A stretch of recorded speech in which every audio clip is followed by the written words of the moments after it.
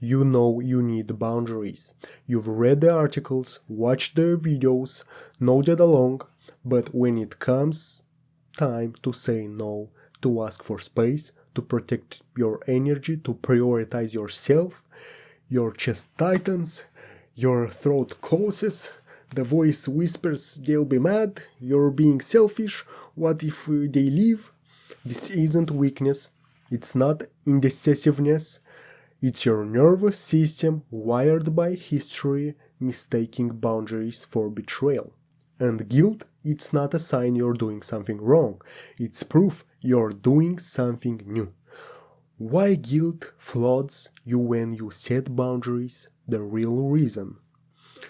Guilt isn't random, it's loyalty.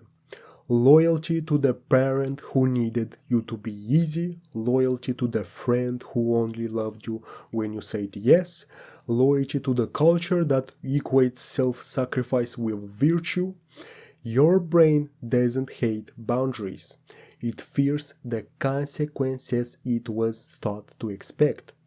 Rejection, abandonment, conflict, being labeled difficult, cold, selfish. So, guilt rises not because you're hurting someone, but because you're disobeying an old rule. Your needs come last or not at all. So the 3 lies guilt tells you and why they're not true. Lie 1. Setting a boundary equals hurting someone. No, a boundary isn't an attack, it's information. I can't take that call tonight. I need space after work. I won't engage in yelling. You're not rejecting them. You're honoring yourself. And their reaction, that's theirs to manage, not yours to fix. Lie number 2. If you were a better person, you wouldn't need this. Boundaries aren't a flaw. They're a function of self-respect, self-awareness, self-preservation. You don't feel guilt for locking your front door.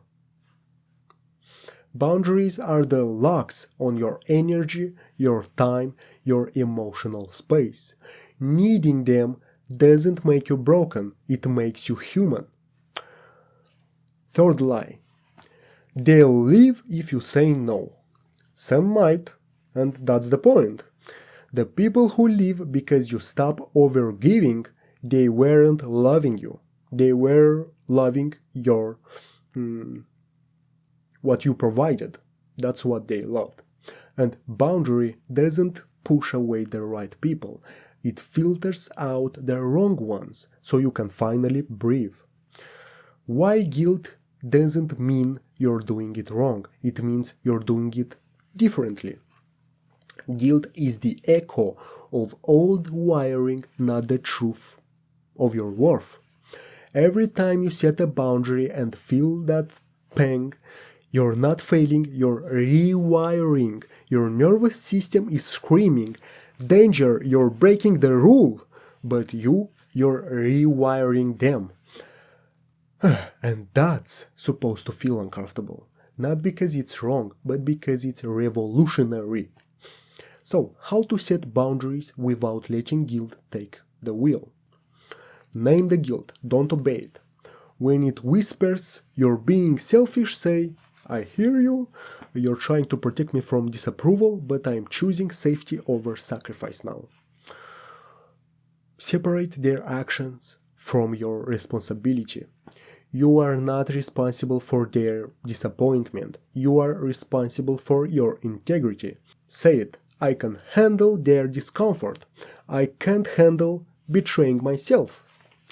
Start small and let guilt sit beside you.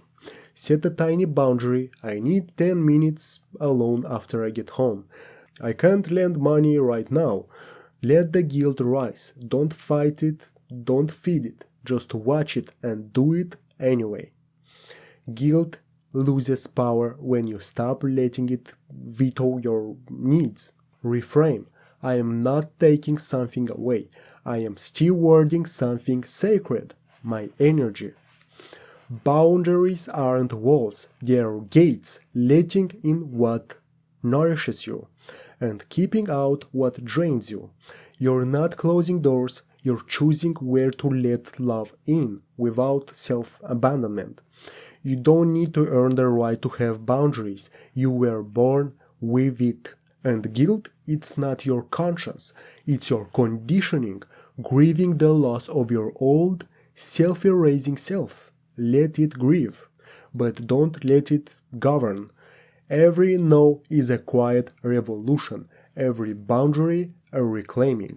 You're not being difficult, you're being deliberate, not selfish, sacred, and the guilt, it will fade. Not when you become better at boundaries, but when your nervous system finally believes we're safe, we're allowed, we belong even when we say no.